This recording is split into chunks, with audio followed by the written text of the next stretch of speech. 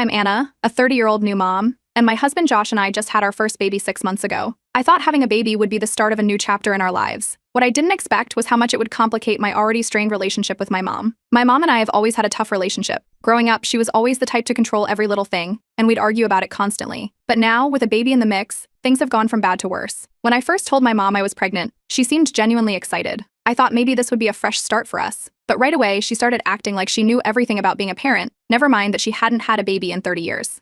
She began showing up at our house unannounced, dropping off bags of baby clothes and toys that I never asked for. At first, I tried to appreciate her excitement, but then she started giving me endless advice, often contradicting what Josh and I had planned. I remember one time she dropped by with a huge box of diapers, one of those bulk packs that would last months. She hadn't even asked what kind we preferred, and I knew she wasn't doing it to be thoughtful. It was like she wanted to prove she knew better. I told her, politely, that we were trying a different brand, but she just rolled her eyes and left the box by the door, saying, "You'll thank me later." Things really escalated when it came time for my delivery. I wanted Josh with me in the delivery room, and we decided that no one else would be there for the birth. It was such a personal moment, and I just wanted to focus on bringing our baby into the world without any extra stress. I thought I'd made that clear to my mom, but she had other ideas. On the day I went into labor, she showed up at the hospital, demanding to be led into the delivery room. She argued with the nurses, insisting that as my mother, she had a right to be there. I could hear her voice through the door, and it only made the whole experience more stressful. Josh had to leave my side briefly to ask her to go home, but she refused, saying she had every right to support her daughter. It wasn't until security got involved that she finally left, but by then, the damage was done. I spent those last moments before meeting my baby feeling anxious and embarrassed. After the delivery, I decided I needed to set some serious boundaries with my mom. I told her I needed time to adjust to being a mom,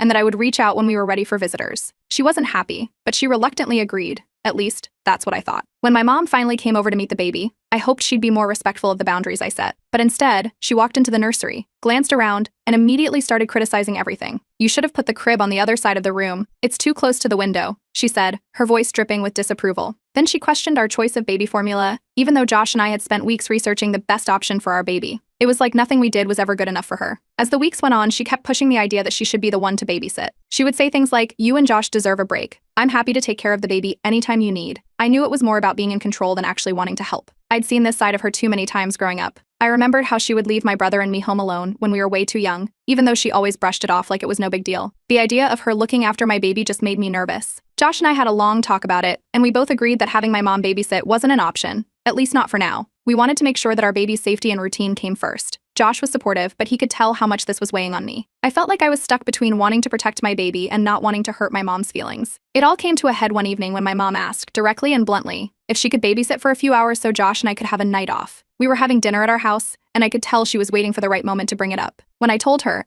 as politely as I could, that we weren't ready for anyone else to babysit yet, she looked stunned. Then her expression turned into one of pure frustration. She launched into a whole speech about how I was keeping her from her grandchild, how she just wanted to help, and how ungrateful I was for all the things she'd done for me. It was exhausting. I tried to stay calm, explaining that we appreciated her offer but that we had our reasons for not needing a babysitter yet. But she wouldn't listen. She got up, grabbed her purse, and stormed out of the house, saying that I'd always been dramatic and that she couldn't believe I was treating her this way. A few days later, I got a call from my aunt, who seemed to have been briefed on the whole situation by my mom. She told me that my mom was heartbroken and felt like I was shutting her out. She suggested that maybe I should just let her babysit for a few hours to keep the peace. It was clear that my mom had been talking to other family members about it, and I was starting to feel like I was being painted as the bad guy. I explained my side to my aunt, but she didn't seem to get it. She kept saying things like, "You know how your mom is. She just wants to feel needed." It was like she was trying to guilt me into changing my mind. That's when I realized that my mom wasn't going to stop pushing until I stood firm, no matter how much pressure I got from the rest of the family. Feeling frustrated and unsure of what to do, I turned to Reddit for advice. I needed to know if I was being too harsh or if other people had been through something similar. Update 1.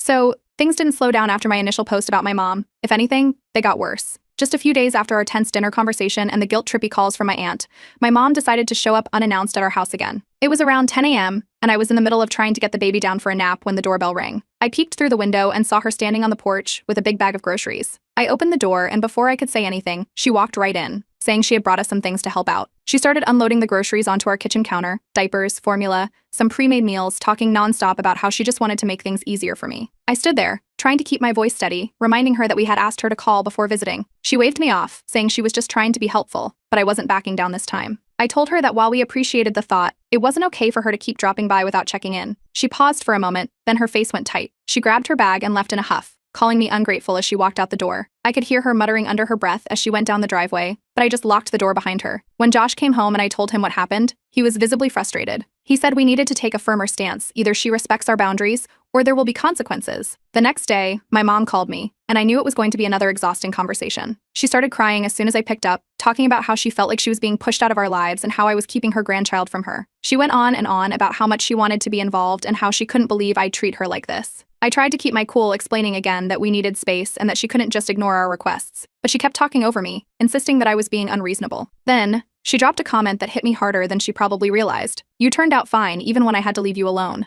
I don't understand why you're making such a big deal about babysitting. I felt my chest tighten. It brought back memories of when she'd leave my brother and me home alone for hours when we were kids, something I never thought she'd bring up like it was no big deal. I ended the call as quickly as I could before the conversation got any worse. After that, Josh and I talked seriously about what we'd do for childcare in the future. He suggested that maybe we should look into a more thorough background check for potential babysitters, just to have all our options open. We researched agencies and talked to a few professional sitters, which was a whole different experience compared to how I grew up. It made me realize just how important it was to find someone we could trust, even if it wasn't going to be my mom. But my mom didn't let up. Over the next few weeks, she kept sending me articles and parenting tips, dropping little hints about how she thought we should be doing things. It was always framed like she was trying to help, but it felt more like she was just trying to prove she knew better. Every day there was another text about some new study she'd read or a suggestion about our baby's sleep schedule. I stopped responding after a while, but it only seemed to make her more determined. I found out through my cousin that my mom was going around telling the rest of the family that I was keeping the baby away from her, and that I was exaggerating my concerns. My cousin called to warn me that there was a lot of talk going on behind my back, and some family members thought I was overreacting.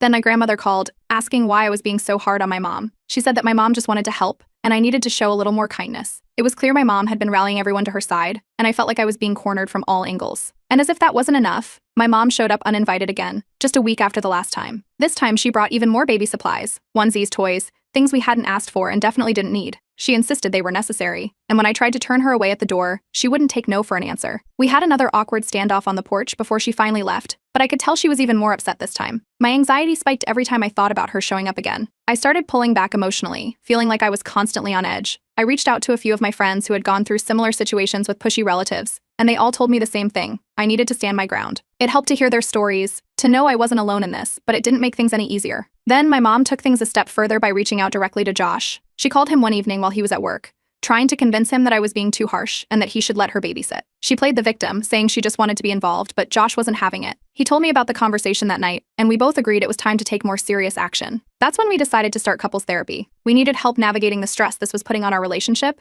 and we wanted to make sure we were on the same page about our boundaries. Our therapist encouraged us to keep communicating openly and to stay firm about what we needed for our family's well-being. I updated Reddit about everything that had happened since my first post, the continued pressure from my mom, the way she was turning family against me, and how Josh and I were trying to stay strong through it all. The comments flooded in, offering advice and sharing similar stories, reminding me that I wasn't the only one struggling with a pushy parent. But even with the support, I knew things were far from over. My mom wasn't backing down, and I had a sinking feeling that the next chapter of this drama was going to be even harder to deal with. Update 2. After everything that had happened, I thought my mom might start to back off. But then she did something I never saw coming. She posted photos of our baby on her Facebook without asking. She took the pictures during one of her visits, ones where I was already uncomfortable with how pushy she'd been, and now they were online for all her friends and extended family to see. She even included a picture of her holding the baby, captioned with, "Missing my sweet grandbaby so much. Wish I could spend more time with her." It was clear she was playing the victim card for her social circle, making it look like I was the bad guy keeping her away. I was furious when I saw the post. We'd been very clear with her from the start, no social media photos of our baby. Josh and I wanted to keep our child's presence online as minimal as possible. I immediately reached out, telling her to take the photos down,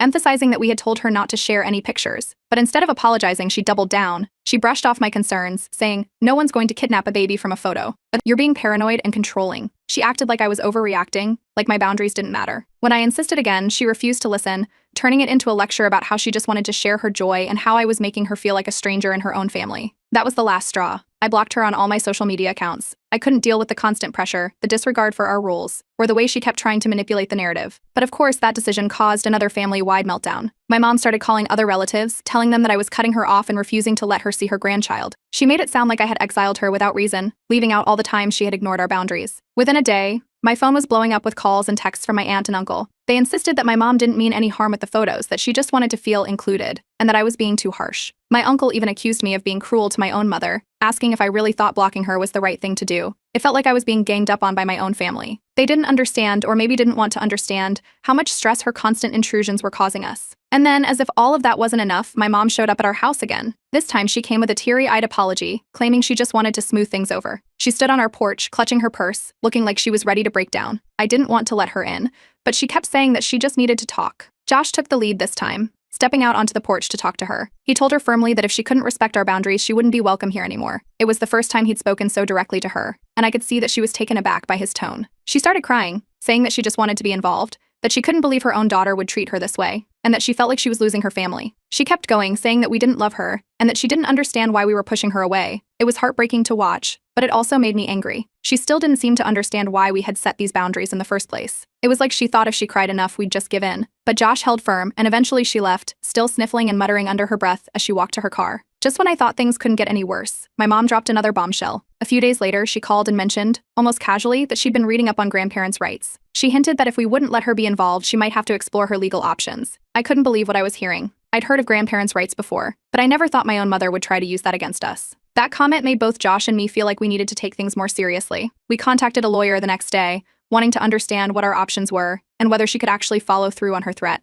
The lawyer reassured us that she didn't have much of a case since we'd never denied her visitation outright, but he also advised us to start keeping a record of every incident, every unannounced visit, every pushy text, and now, every mention of legal action. It was scary to think that it had come to this, but we wanted to be prepared. The whole situation took a huge toll on us. I was already dealing with postpartum recovery, and the stress was making it so much harder. Josh and I found ourselves arguing more often, snapping at each other over small things, both of us struggling with the constant anxiety. I barely slept, feeling like I had to keep an eye out, worried that she might show up again or try something else. I turned to Reddit again, updating everyone on the latest developments. I poured out the whole mess, how she had ignored our wishes, posted the photos, threatened us with grandparents' rights, and how it was affecting our relationship. The comments flooded in with advice and support. People urged me to stay strong, to focus on protecting my baby, and to not let her manipulate us into giving in. It was reassuring to know that others understood what we were going through, but it still felt like we were stuck in an impossible situation. Josh and I started seriously discussing whether going no contact with my mom might be our only option if things didn't change. We didn't want to cut her out of our lives, but we also couldn't keep living with the constant pressure and drama. It was clear that she wasn't going to respect our boundaries voluntarily, and we had to think about what was best for our child. I ended my Reddit update on a cliffhanger, sharing my fear of what my mom might do next. I didn't know if she was bluffing about pursuing grandparents' rights or if she really planned to go through with it. Part of me wondered if we should give her one last chance to prove that she could change,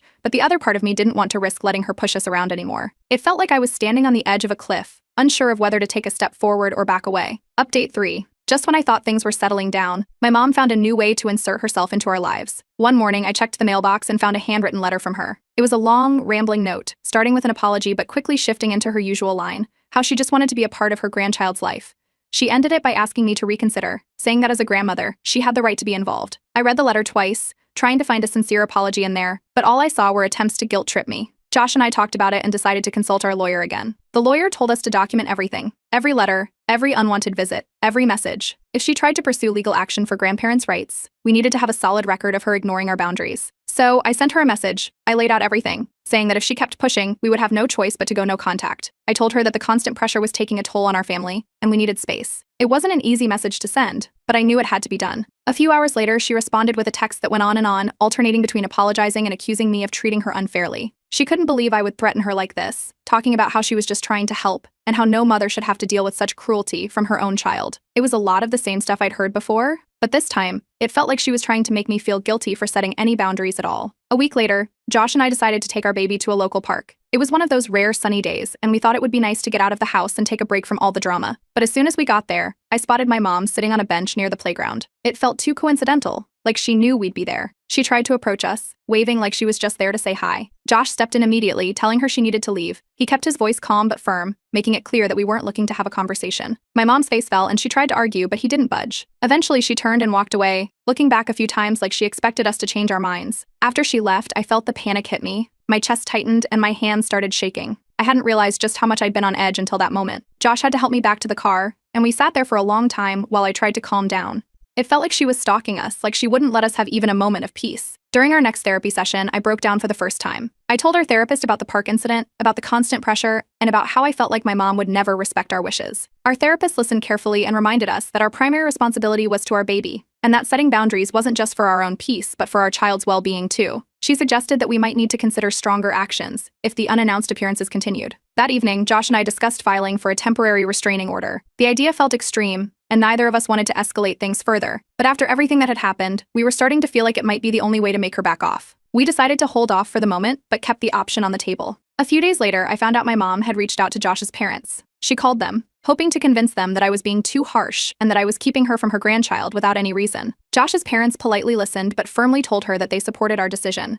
They let us know about the call afterward, sounding just as disturbed as we were that she would go that far. That conversation weighed on me. I knew logically that I wasn't doing anything wrong by protecting my family, but it was hard not to feel like I was splitting people apart. I started questioning myself, wondering if there was some way I could have avoided all this mess. But Josh and my friends kept reminding me that it wasn't my fault, that I was only reacting to her actions. Just when I thought things couldn't get worse, my mom showed up at Josh's workplace. She came into his office building, asking to speak with him about the way I was treating her. Josh refused to meet with her and asked security to escort her out. When he told me about it that night, I could see how exhausted he was. He tried to protect me from the stress, but now she was crossing lines that affected him directly too. That was the breaking point for me. I couldn't believe she would show up at his work, dragging her issues into his professional life. It felt like she was willing to do anything to force contact, even if it meant harassing us. I started documenting everything, every call, every unannounced appearance, every attempt she made to involve the rest of the family. As word of the situation spread through our extended family, people began taking sides. Some relatives thought I was being too harsh, saying that she was just a grandmother who wanted to be involved. Others stayed quiet but gave me sympathetic looks at family gatherings, as if they knew what we were going through but didn't want to get involved. It was clear that my mom's actions were causing a rift between people, but there wasn't much I could do to control it. I shared everything on Reddit again, detailing the latest escalation with the park incident, the call to Josh's parents, and the visit to his workplace. I ended my post with a question that had been weighing on my mind: should we go ahead with legal action, or should we give her one last chance to prove she could change? I knew there was a risk in either choice, and I wasn't sure if I could handle the fallout from whatever came next. As the responses poured in, it became clear that many people thought a restraining order might be the only way to protect ourselves from further escalation. But I still felt conflicted, standing at a crossroads and unsure which path to take. Update 4. After weeks of back and forth and more unwanted contact, Josh and I finally made the difficult decision to file for a temporary restraining order against my mom. It wasn't something we took lightly, but after the incident at the park, the letter in our mailbox, and her turning up at Josh's workplace, it felt like we didn't have a choice. We needed to protect our peace and keep our baby safe. The process of serving the restraining order was nerve-wracking. Josh handled most of the legal details, but when it came time for my mom to be served, I couldn't help but feel anxious. When she received the paperwork, she was shocked. She called it a betrayal, claiming that I was destroying the family. Her reaction was everything we expected and more: angry, tearful, and accusing. She started reaching out to other relatives, painting herself as the victim of my supposed harshness. Not long after, I got a call from my brother. He accused me of overreacting, saying I was ruining mom's life by dragging the courts into our family issues. He insisted that I'd taken things too far, siding with her and dismissing everything she had done that led up to this point. He didn't understand the pressure we'd been under, or how much she had crossed the line. The conversation was short, and it only left me feeling more isolated from my own family. With the restraining order in place, I thought things would calm down, but the stress of it all started affecting me in ways I hadn't expected. I couldn't sleep well at night, worried that she might show up unannounced again or try something else to get around the order. I jumped at every unexpected sound outside, constantly checking to make sure all the doors were locked. Josh noticed how much the stress was weighing on me. He took charge, insisting we install extra security cameras around the house to make me feel safer. He even suggested that I take a break from social media altogether to avoid seeing any more posts from family members who might try to defend her actions. I deactivated my accounts, hoping it would give me some peace, but the anxiety still lingered. Despite the restraining order, my mom found a way to push back again. She sent a letter through my aunt, one of those mediators who thought she could fix everything with a few kind words. The letter was more of the same, apologies mixed with guilt trips. She pleaded for another chance to be involved in our lives, but she also blamed me for the rift between us, saying that I'd overreacted by taking things to the legal level. It felt like she just couldn't see how much she'd hurt us. We reported the letter to the police since it violated the restraining order, but because it was a first offense and she hadn't shown up in person, all she got was a warning. The officer I spoke to suggested that we keep a record of any further attempts she made to contact us. It wasn't the resolution we'd hoped for, but at least it was on record. After that, I made the difficult decision to go completely no contact, not just with her, but with any relatives who kept pushing me to reconcile. I stopped answering calls and texts from family members who wouldn't respect our decision. It hurt, but I knew that if I kept letting them pressure me, it would never end. During a family gathering that I chose not to attend, my mom had a very public meltdown. I heard about it from a cousin who called me afterward. My mom broke down in front of everyone, crying about how I had cut her off and how I was being unfairly cruel to her. She made it sound like she was being shut out without reason. And from what I heard, some relatives sympathized with her. Others tried to stay out of it, but the division was clear. The whole thing felt like yet another attempt to turn the family against me. After the gathering, rumors started spreading among the extended family. I heard that my mom was telling people that I was mentally unstable and that Josh was controlling me, keeping me isolated from my own family. It was infuriating to know she was spreading lies about me, but I tried to focus on what really mattered, keeping my baby safe and maintaining our boundaries. Then I found out that my mom had made a post on Facebook, one of those vague, passive-aggressive updates meant to draw sympathy. She didn't mention me by name but wrote about how she was being kept from her grandchild, and how all she wanted was to share love with her family. It was infuriating to read, knowing how much she was twisting the truth to make herself look like the victim. I couldn't respond to it directly, but it added fuel to the fire among our relatives. Amidst all the chaos, Josh's parents stepped in to offer their support. They told us that if we needed help covering any legal costs or if things escalated further, they were there for us. It was a relief to have their backing when so many others seemed determined to push us into forgiving my mom. They reassured me that we were doing the right thing by standing our ground and prioritizing our baby's safety. Despite their support, the guilt still lingered. I couldn't help but wonder if there was something I could have done differently. I kept questioning myself, replaying every decision I'd made since my mom first overstepped. But Josh was always there to remind me that we weren't the ones who had crossed the line. She was. He kept saying that we were doing what any parent would do to protect their child, and that we had to stay strong. Josh and I continued to document everything, from the letter violation to the Facebook post, preparing ourselves in case we needed to take further legal action. It felt like we were always waiting for the next shoe to drop, but at least we were ready for it. I shared all of this on Reddit, trying to make sense of everything that had happened. I ended my update by admitting that, deep down, I still had a small hope that this whole ordeal would make my mom realize that we were serious about our boundaries. But I wasn't naive. I knew that a real resolution was unlikely. For now, I just wanted to keep our lives as peaceful as possible, even if it meant cutting ties with people I'd once been close to. Update 5. After everything that happened with the restraining order, my mom went completely silent. For a few weeks, there were no texts, no calls, no letters showing up at our door. It felt like a weight had been lifted, but I couldn't shake the feeling that it was just the calm before the storm. I kept waiting for her to make another move, but nothing came. Then out of nowhere, we got a letter in the mail, but this one wasn't from my mom. It was from a professional mediator, someone she had apparently hired. The letter suggested a family mediation session to try and resolve our issues outside of court. It caught me off guard. I hadn't expected my mom to take such a formal step after everything that had happened. Josh and I talked it over for a while. Neither of us was thrilled about the idea, but we figured it might be worth at least one session, if only to get some closure. We made it clear to the mediator that the meeting needed to be supervised, legally documented, and that we weren't making any promises beyond that first session. On the day of the mediation, my mom showed up looking more subdued than I'd ever seen her. She was quieter, less defensive than I'd expected. As we sat down in the neutral office space, she started to cry, saying that she realized she had overstepped. She admitted that showing up unannounced, pushing for babysitting, and even the social media posts had all been too much. But she also insisted that I had been too harsh in cutting her off, saying she never imagined things would end up this way. The mediator listened carefully, then turned to my mom. She pointed out that while it was clear my mom loved her grandchild, her actions had caused a lot of harm and crossed serious boundaries. She emphasized that love wasn't an excuse for ignoring our rules, and that my mom needed to understand there were real consequences to her behavior. It was strange hearing someone else put into words what I had been trying to explain for months.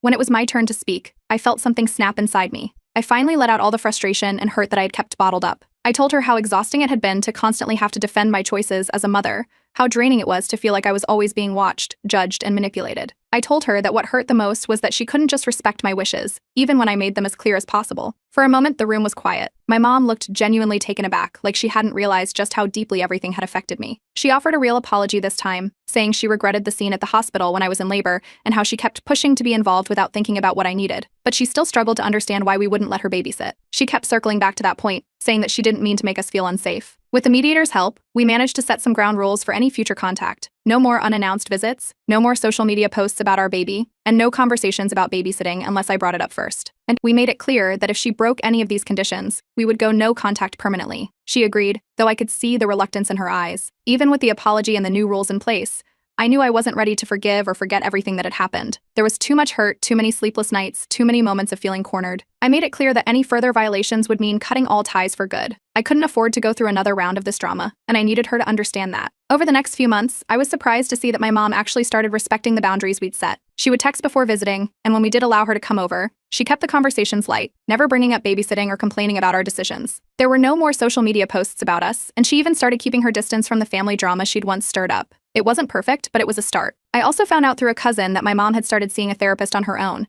It was a small thing, but it gave me a glimmer of hope that maybe, just maybe, she was willing to work on herself and try to understand where we were coming from. It didn't change everything overnight, but it made me think that there might be a way forward, even if it was a slow one. The reactions from the rest of the family were mixed. Some were relieved that we were talking again, thinking that the worst was behind us. Others still blamed me for the initial fallout, acting like I was the one who'd escalated things by involving the courts. I ignored the gossip as best as I could, but it was hard not to feel the tension whenever family gatherings came up. Josh and I continued to prioritize our little family, focusing on our baby's milestones and enjoying the peace we had fought so hard for. Even though my mom was making an effort, the trust wasn't fully there yet. I couldn't bring myself to leave her alone with the baby, and I wasn't sure when or if that would ever change. She still had a lot to prove before I'd consider anything like that. For now, we kept her visits short and supervised, and she seemed to accept that, even if it wasn't what she'd hoped for.